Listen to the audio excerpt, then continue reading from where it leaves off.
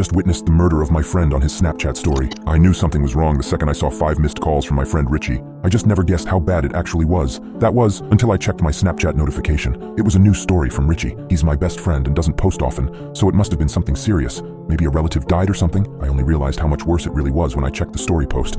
I opened Snapchat to see a story preview which was almost pitch black, except for one area that looked as if it were being lit by a flashlight. I clicked his name and the video opened. If only I had picked up his calls, maybe I could have saved him. My suspicions were confirmed when a nearly dark screen played, followed by the click of a flashlight illuminating the hallway. I recognized the room as Richie's bedroom. Whoever was taking the video was humming softly. The flashlight was focused on the closer. It became brighter and brighter as the light moved closer, pausing for a second as the man finished humming before throwing open the door. My stomach dropped as I stared at the small screen, which displayed a battered and sobbing Richie huddled in the corner of the closet. "Please just leave me alone, He stuttered, but was cut off as a gloved hand came into view, the light shining brightly off the polished leather. The hand was holding a gun. "No, please!" Bang! Richie's head rocked backwards as his brains exploded onto the back wall, eyes rolling into the back of his head and blood pouring out of his nose like a crimson waterfall. I screamed and jumped so violently that my phone fell out of my hands, clattering face down onto the floor. I gasped for air and clung to the shelf for support, gurgling and coughing playing from the speakers of my phone, before a second gunshot rang out and the first video ended. The air seemed to stand still as the only sounds in the store were the hums of the refrigerator and my heavy breathing. I could feel the color drain from my face, my fingers turning ice cold. I collapsed to the floor. I heard a woman gasp and begin dialing someone. It had to be some sort of sick joke, right? I glanced over at my phone, willing myself to pick it up. The screen timer had expired, and I was faced with a black mirror, staring at the stranger in the reflection. Snapchat immediately opened back up, proudly displaying another entry to Richie's final story, posted 30 seconds ago. This one was a picture, a close-up of Richie's face. All the life had drained out of his eyes, and the wall and carpet surrounding his head was nothing but red. Positioned just above the bullet hole was a text box. "First person to view this story is next." The phone slid out of my hand and rested on my leg. I could see the flashing red and blue in the reflective glass of the fridge. The woman pointed over to where I was, and 2 uniformed men walked over. "Sir, what's wrong?" one of them asked, kneeling beside me. I tried to speak, but my mouth was too dry. I slowly turned to face him, staring deep into his eyes, before muttering 2243 Glen Cove Drive and pointing at Richie's story. The cops glanced at each other as one stood and took my phone. He watched the story before calling it in on his radio. The rest of the night is a blur. I remember my girlfriend Jessica arrived at the station a few minutes after I got there. She was crying and holding on to me, but I just wasn't present. The cops held onto my phone for evidence, recording the story into their own files before returning it to me. We got into the car and drove home. In complete silence aside from Jessica's sniffling, we pulled into the driveway and I shut off the car and sat back in the seat. "I think I'd like to be alone," I whispered. She seemed taken aback. "John, I don't think that's a good idea." "Please, I'll be in a few minutes," I said. I know how it must have looked, but it wasn't like that. I just needed to clear my head before I said or did something I'd regret.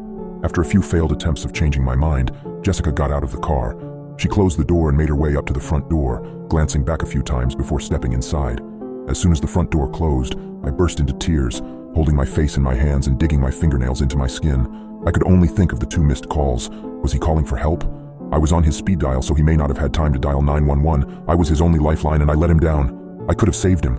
I felt my phone buzz in my pocket, and I raised my face from my hands, breathing heavily and glancing down at it. I pulled it out of my pocket and glanced at the screen, feeling that familiar feeling of dread and anguish as it notified me that I received a new snap from Richie. My hand began to shake once again as I unlocked it and opened Snapchat. The message was a video of my house, of Jessica talking to me and walking up the stairs, of me sobbing in the driver's seat as it slowly zoomed in until my face took up the entire screen. 5 words written out in the text box. "Jonathan Newport, lucky number 7. I jumped up the stairs to my house and burst through the door, looking around frantically. "Jess, where are you?" I yelled, glancing in various rooms. "We need to call the cops. I ran into the kitchen where Jessica was sitting at the table, phone laying on the surface with Snapchat open. She looked at me, face as white as a sheet. "John, what's going on? I'm getting these messages from Richie." I grabbed her phone and looked through the instant messages. There was a picture of Jessica taken from the back window, accompanied with a text box saying, "Call the police and I will kill you too." My heart feeling like it was going to burst out of my chest. Okay, we need to go. If we hurry, we can make a break for the car, and John, please tell me what's happening." Whoosh! We were thrown into total darkness as the power shut off. Jessica screamed as I stepped back against the wall, holding my arms out in front of me. I began to make my way toward her when the room suddenly lit up. I shielded my eyes and looked in the direction of the light, which was coming from Jessica's phone sitting on the table. It was a message from me. I reached down and patted my pocket, feeling for my phone before groaning. I left it in the car. The caption, 2 for 1. I jumped as a loud creak resonated throughout the house. Jessica gasped, and I clamped my hand over her mouth, listening. I recognized the creak as the loose floorboard directly inside the front door. I ducked into the pantry as the kitchen suddenly filled with light. Coming from what I could only guess was the flashlight on my phone. A dark figure stepped into view, and I quickly closed the pantry door, the harsh white light from the phone seeping in through the crack. I heard the familiar ding as he began recording, humming softly. "I'm going to hold him off. You make a break for the back door," I whispered, the light getting closer and the footsteps getting louder. Thump, thump, thump. "John, no. Don't argue. It's our only chance," I snapped, jumping slightly as he threw open the closet door directly across from us. Thump, thump, thump. The light was shining through the crack so brightly now that I could make out Jessica's face, tears gleaming from her cheeks. I didn't know if I was going to make it out of this, but I had to make sure she did. Nothing else mattered. Thump, thump, thump. The footsteps paused in front of the pantry, the shadow of the figure seeping into the room. Ding. I started breathing heavily, standing and facing the door. The humming was barely muffled by the door, but it was clear that he was right outside, finishing the high notes. I watched the doorknob slowly turn, Jessica gasping behind me. Adrenaline pumped through my veins as the door began to open, and I threw myself against it, smashing the solid wood into the man's face. "Ooh," he cried out and stumbled backwards. "Jessica," I yelled and sprinted at the man, who began to raise his gun. I planted my shoulder into his chest and tackled him back into the counter. Bang, bang. I groaned as his fist slammed into my head repeatedly. I had no way of seeing when the blows were coming, and I began to lose my grip on the gun that he dropped. The blows kept coming and coming, filling my mouth with blood. I threw my elbow back and caught him in the nose. Crack!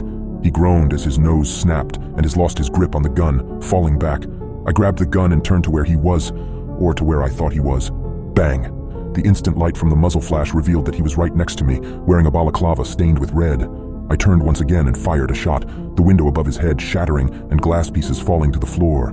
He planted his foot into my stomach and pushed me backwards. I yelled as the gun slipped out of my hand and skittered across the floor into darkness. "Die!" A deep voice growled, picking up the phone and shining the light at me, blinding me momentarily. Ding!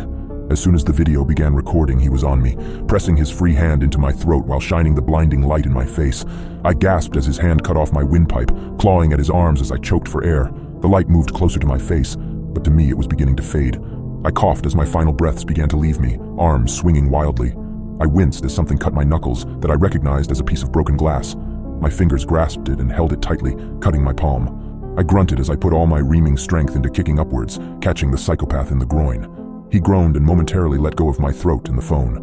I stood as quickly as I could and hobbled towards the back door, leaving the gurgling man behind me. I stumbled out the back door and collapsed on the grass, gasping for air. I could hear police sirens in the distance. My face rested on the cool grass, breathing heavily as I regained myself.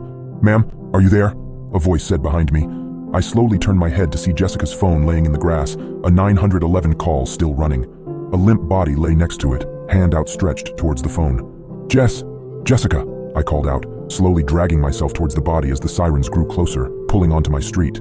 The grass became wetter and wetter as I pulled myself closer to her. The ambulance took us both to St. Andrew's Hospital. Jessica was brought into surgery immediately. The doctors said the bullet missed her vital organs, but their main concern was the amount of blood she lost. The cops told me that the man was nowhere to be found when they searched the house, only signs of a struggle and a whole lot of blood. I sat numbly in the hospital waiting room, replaying the events of the night over and over in my head. A doctor finally emerged from the operating room, his expression grim. My heart dropped. "I'm sorry, we did everything we could, but she lost too much blood. Jessica didn't make it."